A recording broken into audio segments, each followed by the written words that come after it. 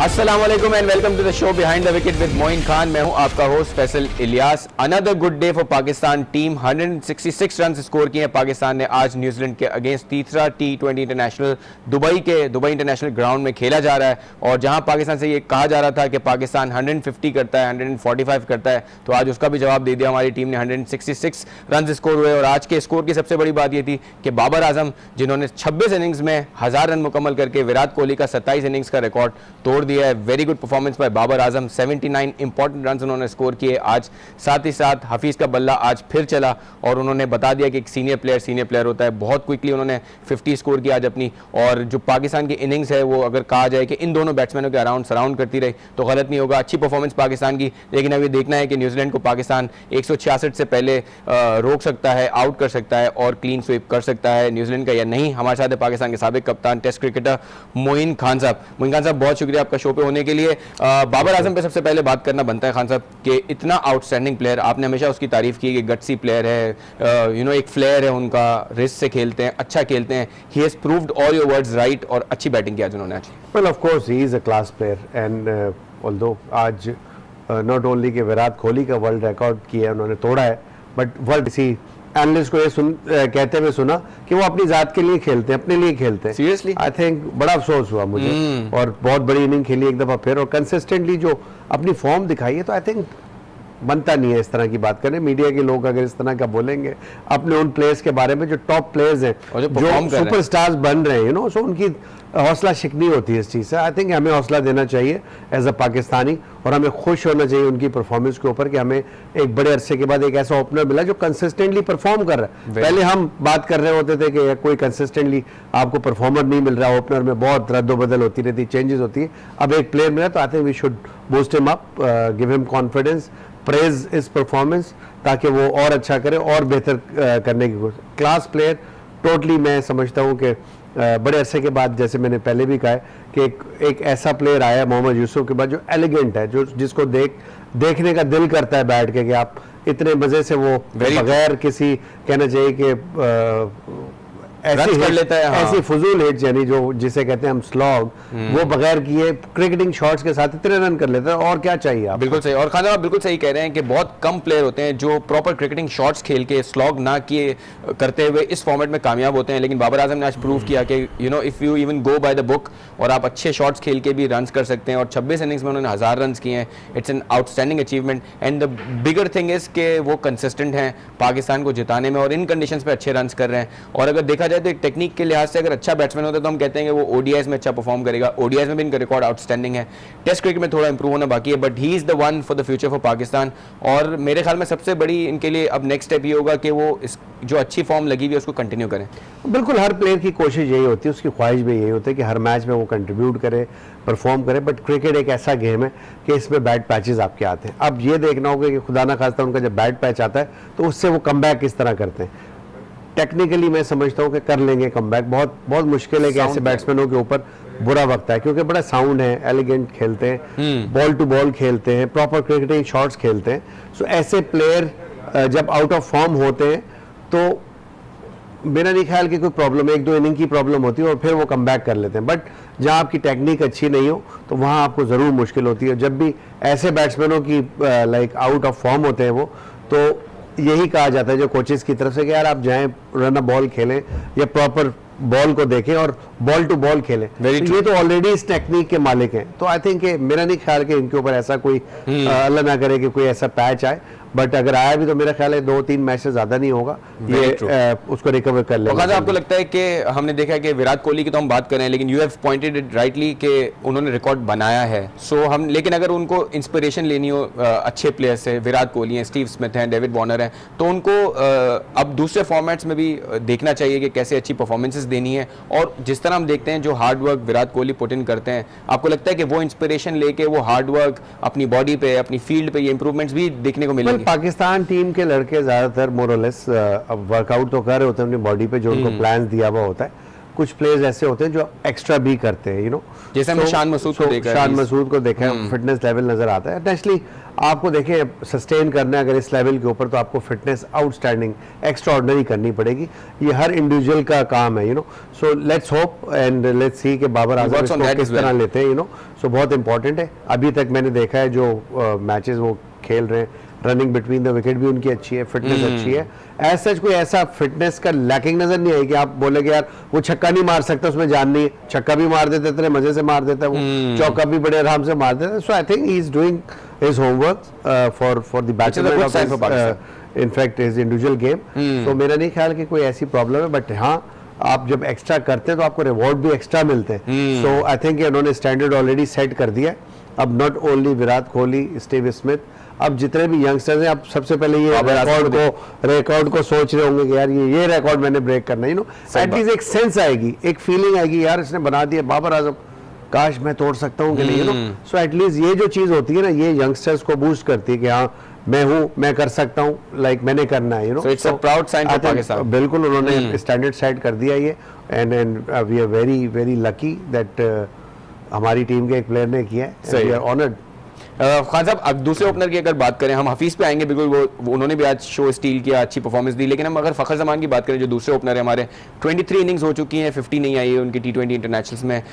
हम एक्सपेक्ट करते हैं हर मैच में कि फखर अच्छा परफॉर्म करेंगे, लेकिन कुछ अरसे से हो नहीं पा रहा। What do you think is the problem? आपको लगता है टेक्निक या ये सारी चीज़? मैंने कल भी बात की थी लास्ट प्रोग्राम के अंदर कि वो जिस तरह के शॉट्स प्ले करते हैं, वो आप बहुत ज्यादा चांस दे रहे होते हैं बैट्समैन बॉलर को, यू नो। सो इतने ज्यादा जब शॉट प्ले करते हैं तो आपके पास कम चांस होता है कि आप बड़े स्कोर करें, और यही वजह। But what ever he is doing good for Pakistan. एक अच्छा स्टार्ट दे देते हैं, कम से कम फर्स्ट 6 ओवर्स के अंदर थोड़ा सा डिस्टर्ब कर देते हैं बॉलिंग को, तो आने वाले जो बॉलर होते हैं उनके पास ऐसा नहीं होता कि आते ही खुल के बॉलिंग करेंगे। वो आउट जरूर हो गए, 20 run, 23 run, 30 run, 35 run, 40 run, 50 नहीं कर सके। बट देखिए T20 गेम है, T20 में आपको ऐसे प्लेयर्स चाहिए इस नेचर के।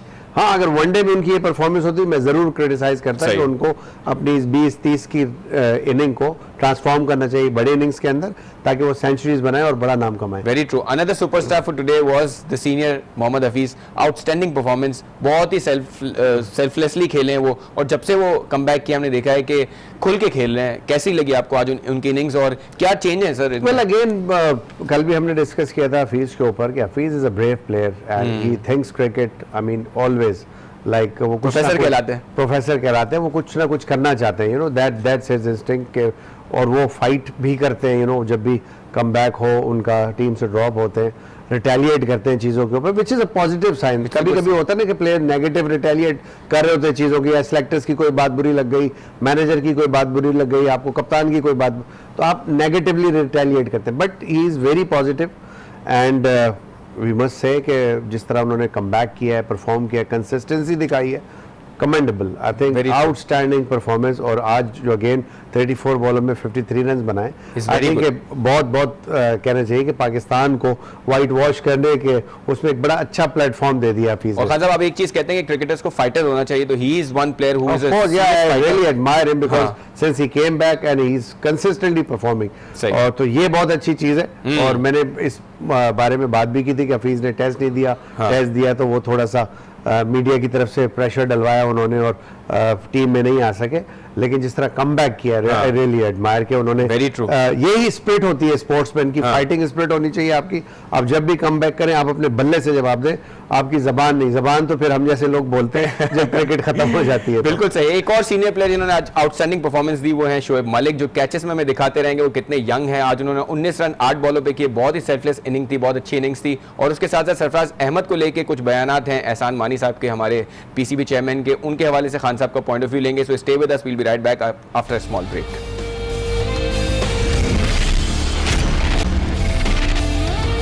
खुशामदीद after the break on behind the wicket. Break पे जाने से पहले हमने आपसे जिक्र किया कि एहसान मानी साहब का स्टेटमेंट आया है कि सरफराज अहमद को 2019 के वर्ल्ड कप की कप्तानी देने के लिए हम सलाह मशवरा करके ये डिसाइड करेंगे। सो आज पूरा दिन ये खबरों में गर्दिश करता रहा कि ये किस तरह का स्टेटमेंट है, बिकॉज काफ़ी सरप्राइजिंग था। एक कप्तान जिसने आपको पिछले साल ही 2017 में चैंपियंस ट्रॉफी जिताई, उसके बाद आपको T20 में हम बारहा बात कर चुके हैं कि रिकॉर्ड विनिंग स्ट्रीक चल रहा है पाकिस्तान का, उस सिचुएशन में इस तरह का स्टेटमेंट आना कितना नेगेटिव है for the team, for the captain and for the entire team, जिसके लिए 6 महीने से भी कम अरसा रह गया है वर्ल्ड कप तक जाने में। खान साहब, कितना नेगेटिव है ये, और आपको लगता है कि सरफराज जो इतना बार बार कहते रहते हैं कि लोग मानना शुरू कर दें, तो शायद यही वजूहात हैं जिसकी वजह से सरफराज बार बार कहते हैं कि लोग मानना शुरू कर दें कि हम अच्छी परफॉर्मेंस दे रहे हैं?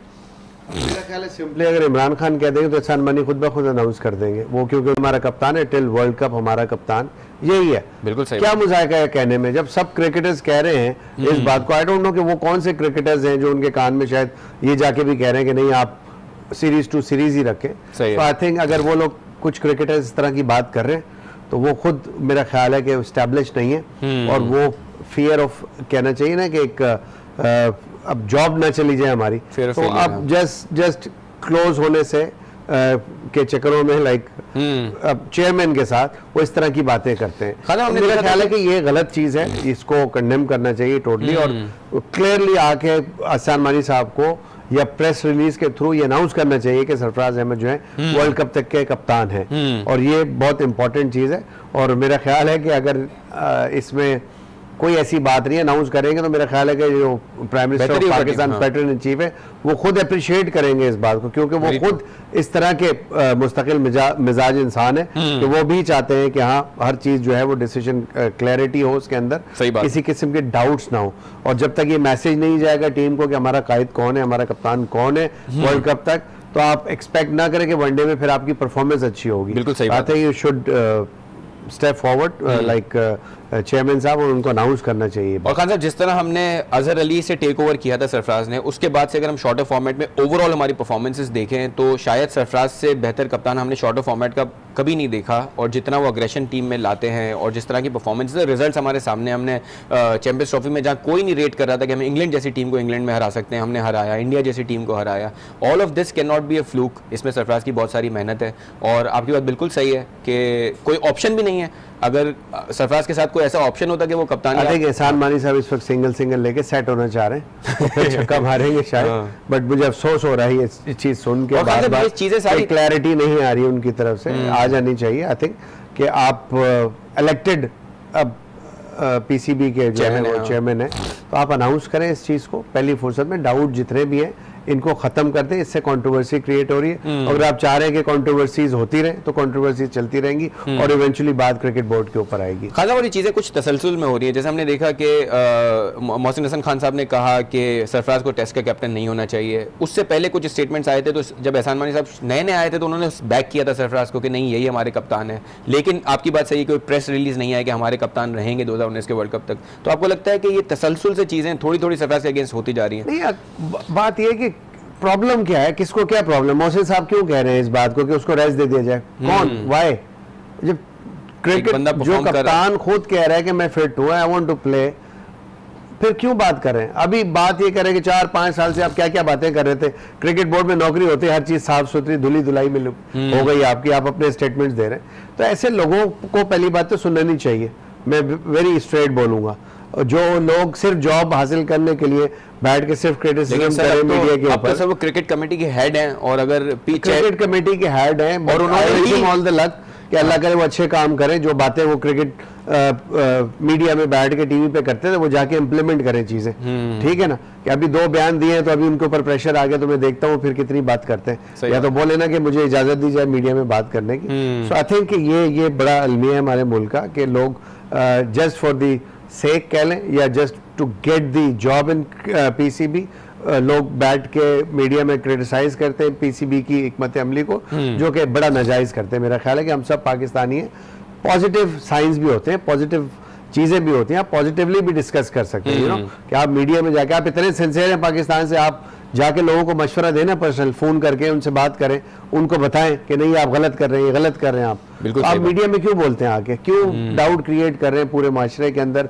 एक स्पोर्ट्स रह गया इस मुल्क के अंदर, उस पे भी आप जो है वो उसको भी तबाह करने के चक्करों में लगे हुए हैं। आपके स्क्वॉश, स्नूकर, हॉकी का क्या हाल है अब ये देखें ना आप। अब एक वाहिद क्रिकेट रह गया जिसको पूरी दुनिया फॉलो करती है, सारे पाकिस्तानी फॉलो करते हैं, उसमें भी आप डाउट जब क्रिएट करेंगे तो क्या हालात होंगे फिर? ये ना बच्चे जो खेलने वाले नए यंग जनरेशन वो क्या सीखेंगे? तो आपको जब जॉब मिलती है तो आप चुप हो जाते हो, जॉब नहीं होती तो आप बेड़ा घर कर देते हैं, हर चीज का, हर पॉलिसीज का बेड़ा घर कर देते हैं। ये पॉलिसी ठीक नहीं है, अब सारी पॉलिसीज ठीक हो चुकी हैं। बिल्कुल सही बात है। और हमें सबको पता है कि पाकिस्तान को ये T20 इंटरनेशनल खेलने के बाद ODIs खेलने हैं, जो सरफराज की कप्तानी के लिए एक टेस्ट होगा, बिकॉज न्यूजीलैंड की एक तो टीम स्ट्रांग है और हम UAE की कंडीशंस में, एशिया कप जो UAE में हुआ था, अच्छी हमने क्रिकेट नहीं खेली थी। सो वी आर होपिंग कि अच्छी परफॉर्मेंस आएगी सरफराज की तरफ से। एक फुटेज देखते हैं ताकि हमें पता चले कि कौन से 15 प्लेयर्स टीम का हिस्सा बने हैं इस ODI सीरीज के लिए। उसके बाद बात करेंगे कि क्या ये सिलेक्शन सही है, क्या। Welcome back after the break on Behind the Wicket. The game between New Zealand and Pakistan is going on. 96 for 2 है New Zealand, 167 चेस कर रहा है, 12 ओवर्स हुए हैं, so it looks चेजेबल। और जिस तरह की विकेट आज खेल रही है ऐसा लग रहा है कि इतना मुश्किल नहीं होगा ये चेस करना, और चेस हो भी सकता है बिकॉज न्यूजीलैंड के कप्तान जो मायनाज खिलाड़ी हैं इस फॉर्मेट में भी स्पेशली हमने देखा है कि IPL में उनकी परफॉर्मेंसेस आउटस्टैंडिंग रही हैं। सो खान साहब, हो सकता है कि आज न्यूजीलैंड चेस डाउन कर जाए, और हमने देखा कर सकते जो सिचुएशन इस वक्त फैसला ऐसी लग रहा है कि विलियमसन इस वक्त मौजूद है क्रीज के ऊपर, नहीं कर सकता ओपोनेंट के ऊपर, so it's good to have this wicket like Williamson जिस तरह की फॉर्म में खेल रहे थे, 35-36 बॉलों पे 60 रन कर गए, सो उन्होंने टोटल आउट क्लास कर दिया, हालांकि 2 विकेटें जल्दी गिर गई थी। बिल्कुल सही बात। आई थिंक ऐसे प्लेयर से आप यही एक्सपेक्ट करते हैं कप्तान से कि आपको एक कहना चाहिए कि एक सपोर्ट देगा वो टीम को और मोरल लिफ्ट करेगा, कॉन्फिडेंस देगा, यही वो चीज है। सो ये रिफ्लेक्ट जरूर होती है, बट इतना इजी नहीं होगा अब इनके आउट होने के बाद। नो डाउट के टीम में बैट्समैन बहुत हैं न्यूजीलैंड के, but we have enough good bowling. अगर यहाँ से पाकिस्तान ने जो कमबैक करना है, लाइक उसमें थोड़ा सा प्रेशर डालने में कामयाब हो जाएंगे, एक आध विकेट और ले ली, सो पाकिस्तान यहाँ मैच जीत सकता है। आपको लगता है कि थोड़ा ड्यू फैक्टर होगा, बिकॉज शादाब ने अभी विकेट तो ली है लेकिन पिछले 2 ओवर्स में 24 रन कंसीड किए उन्होंने, 12 के।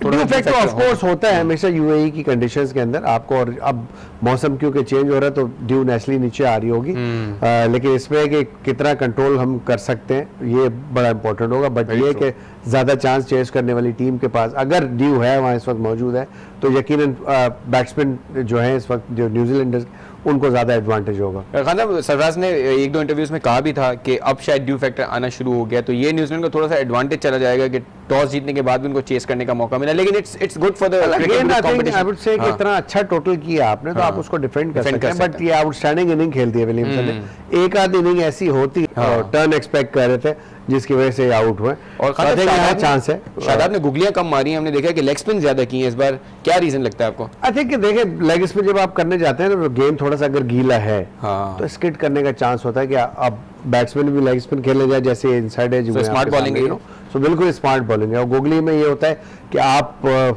गुगली करते हुए आपकी बॉल आगे पीछे गिर सकती है, कि वो आपकी वेरिएशन जरूर है, लेंथ अच्छी नहीं है, लेंथ अच्छी ना है तो आपको फिर उस पे बाउंड्री मिलती है, बिल्कुल। So I think it's a good wise thinking कि वो लेग स्पिन कर रहे हैं, जस्ट ट्राइंग के लेंथ पे गेंद गिरे, that is very important. Length पे कंसंट्रेट करें क्योंकि वहीं से आपको विकेट मिलेगी, वहीं से आप रन बचाएंगे। Very true. और अगर वहां नहीं करेंगे आगे पीछे होगी तो यकीनन बाउंड्री। मतलब कितना क्रेडिट जाता है सरफराज को कि एक बॉलर को 2 ओवर पिट भी चुका है फिर भी उस पर ट्रस्ट किया, उसको लाया और उसने 2 विकेट ली, मतलब एक अच्छी देखिए कि आप 1-2 ओवर से अपने मेन बॉलर पे डिस्ट्रस्ट तो नहीं कर सकते ना, तो दैट इज वेरी इंपॉर्टेंट कि उनको पता है कि यार कब लेके आना है मैंने, so that is very smart thinking of Sarfaraz कि उनको पता था कि यार यहाँ पे भी बंदे मैं भी ले आता हूँ तो मैं भी एक गैम्बल होगा, ये विकेट लेके दे दिए तो मैच हमारी तरफ आ जाएगा, बिल्कुल सही बात। यही वो ट्रस्ट होता है, यही वो कॉन्फिडेंस होता है जो बॉलर का कप्तान के ऊपर और कप्तान का बॉलर के ऊपर होता है, so इसी से टीम में लिफ्ट होती है, इनका मोरल लिफ्ट होता है। सो आई थिंक 2 ओवर से मेरा नहीं ख्याल कि किसी के ऊपर आप ये सोच ले कि गंदे हो गए। 2 ओवर भाई पिछले 20 ओवर उसने अच्छे भी तो किए ना, हर मैच के अंदर उसने अच्छी बॉलिंग की, अगर 2 ओवर खराब हो तो डजंट मैटर, ये होता है, अच्छी बुरी फॉर्म हर एक की होती है, अच्छा परफॉर्म करेंगे, बट इनकी असल क्रेडिबिलिटी के कितने स्ट्रॉन्ग हेडेड हैं बड़े फॉर्मेट में, इसके बड़े फॉर्मेट में आप टेस्ट क्रिकेट में देखेंगे कि टेस्ट क्रिकेट में अभी तक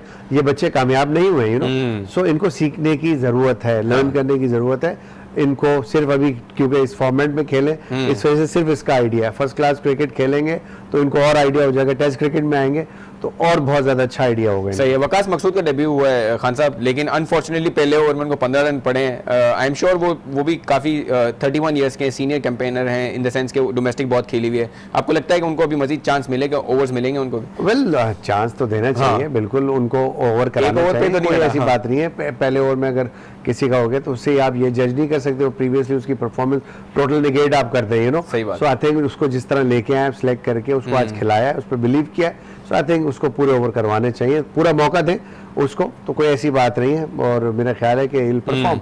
हसन अली को आज रेस्ट कराया गया है और हमने पिछले मैच में उनसे परफॉर्मेंस अच्छी नहीं होती, लेकिन सरफराज ने बड़ा प्रेज किया था। आपको लगता है कि सिर्फ इसलिए बिठाया है कि यू नो संभाल के यूज करना है? और आज अच्छी बात है, आप सीरीज जीतोगे, आपको क्या जरूरत है? दुनिया में हर जगह तो आपके प्लेयर लीग खेल रहे हैं, T10 क्रिकेट खेल रहे हैं, तो इतना जब क्रिकेट हो जाती है तो थोड़ा सा रेस्ट देना जरूरी है। जहाँ पे कोई रिलेवेंट मैच हो ऐसा लाइक कि आप सीरीज जीत चुके हैं, तो वहाँ मैटर नहीं करता था। वहाँ मैटर ये करता था कि आप अपने यंगस्टर्स को ग्रूम करें, उनको चांस दें, उनकी स्ट्रेंथ देखें कि वो कितने कैपेबल है इन सिचुएशन को, इन प्रेशर्स को हैंडल करने के लिए। बिल्कुल सही है। खान साहब थोड़ा दोबारा हम coming back to the ODI squad, जो 15 रुकनी टीम हमारी सेलेक्ट हुई है, उसमें जैसे हमने पॉइंट आउट किया कि कुछ चीज़ें अच्छी हुई, जैसे हफीज़ टीम में वापस आ गए, इमाद टीम में वापस आ गए, उनसे बड़ा स्ट्रेंथ मिलेगा आपको टीम में। अब आपको लगता है कि ये दो players will be by default in the team because of the T20 international performance, या आपको लगता है कि अभी भी पिक एंड चूज हो सकता है इनमें से?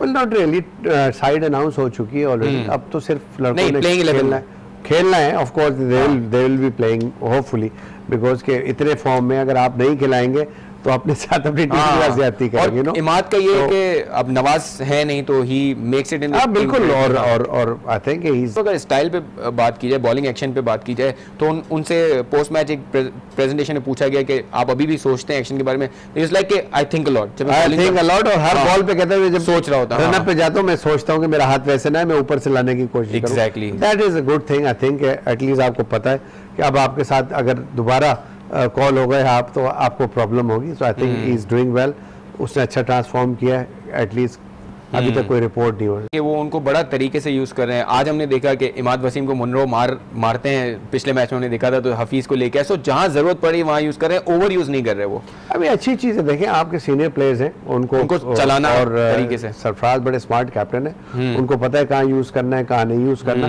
और इनफैक्ट हफीज खुद भी विलिंग होते हैं ऐसी सिचुएशन जहाँ क्रंच होती है सिचुएशन, वहाँ खुद वो बहुत ज्यादा शौकीन है बॉलिंग करने के प्रेशर वाले मैच के अंदर। सो यही वो चीज होती है, पॉजिटिविटी इंडिविजुअल का अपना फैसला होता है। आई think he is very smart कि उन्होंने ये डिसीजन लिया, ये देखते हुए कि यंगस्टर्स बहुत अच्छे आ गए हैं, you know. So I think उनको कम्पीट करने में नेचुरली प्रॉब्लम हो रही होगी उनको, that is why we felt that कि यार मुझे छोड़ देना चाहिए कि अच्छे प्लेयर आ गए टीम के अंदर। And he is a very very sensible person. और जैसे उन्होंने कहा कि वो कंसंट्रेट करना चाहते हैं टेस्ट क्रिकेट के ऊपर। So if he is okay and he is feeling good about his choosing of test format, so fair enough I think, and very respected person, very humble, very polite, और हमेशा team man रहे। और पाकिस्तान की कप्तानी की और किसी कभी कंट्रोवर्सी में हमने उनका नाम नहीं सुना। I think this is very important for a player like Azhar Ali कि उनको प्रेस करना चाहिए हमें उनके इस डिसीजन को, जब उन्होंने डिसीजन लिया है। और ये एक इंडिविजुअल का ही डिसीजन होता है बेसिकली, आप किसी को फोर्सफुली रिटायर नहीं कर सकते। Very true. Let's see what he had to say in the press conference जो उन्होंने रिटायरमेंट टीम, और जैसे आपने कहा कि कंपटीशन अब इतना है कि प्लेयर्स हैं आपके रैंक्स में, तो वो अलाउ करें उन प्लेयर्स को आगे जाके perform, which is a good sign of course. और हम कहते भी हैं कि प्लेयर्स रिटायर नहीं करे, so now he is done it, so हमें अप्रिशिएट करना चाहिए। नहीं, बिल्कुल अप्रिशिएट करना चाहिए कि उन्होंने कहा है कि देखें अच्छे प्लेयर्स आ रहे हैं और वाकई अच्छे प्लेयर्स हैं मौजूद, तो इतना आसान नहीं होगा उनके लिए भी कॉम्पीट करना। बट ये जैसे उन्होंने कहा डोमेस्टिक खेलता रहूंगा, ये भी उनका एक कंट्रीब्यूशन होगा towards cricket, Pakistan cricket, domestic cricket, कि वो खेलते रहेंगे तो यकीन कंपटीशन में दूसरे प्लेयर्स भी कोशिश करेंगे कम्पीट करने की। बिल्कुल सही बात। एंड उनसे सीखने का बहुत ज्यादा मौका मिलेगा यंगस्टर्स को। हाँ, आपको लगता है कि थोड़ा सा हम जब बंदा रिटायर हो जाता है तो हम कहते हैं क्यों रिटायर हो गया, नहीं होता तो क्यों नहीं, लेकिन आपको लगता है कि थोड़ा सा उनकी जरूरत थी? बिकॉज आप जब साउथ अफ्रीका जाएंगे, जब आप वर्ल्ड कप खेल रहे होंगे, वहां आपको सीमिंग कंडीशन में आपको एक ऐसा फॉर्मिडेबल ओपनर चाहिए जो जरूरत पड़ेगी। बड़े बड़े प्लेयर जो हैं वो आ गए वापस रिटायरमेंट देके भी। सही बात। अगर ऐसी जरूरत पड़ेगी कोई होगा तो बिल्कुल आ जाएगा, उसमें वो कभी मना तो नहीं करेगा कि मैं नहीं खेलूंगा पाकिस्तान के लिए, you know. So he is available, और रिटायरमेंट उन्होंने जरूर दी है। तो आई थिंक वर्ल्ड कप करीब है ताकि जो दूसरे बच्चे वो कॉन्फिडेंट अपने आप को जरा वो प्रिपेयर करें इस वर्ल्ड कप के लिए, ताकि उनको पता हो कि यार हम नहीं करेंगे तो फिर अजहर भाई को बुलाना ले कप्तान वापसी। खान साहब आपका बहुत बहुत शुक्रिया शो पे होने के लिए। 7 नवंबर को पाकिस्तान का पहला अबू धाबी में ओडीआई इंटरनेशनल है। हम उम्मीद करते हैं कि पाकिस्तान का अच्छा आगाज हो, अच्छी सीरीज हो पाकिस्तान के लिए। अगले हफ्ते आपसे फिर मुलाकात होगी। Keep watching our channel and our show. We'll see you next week.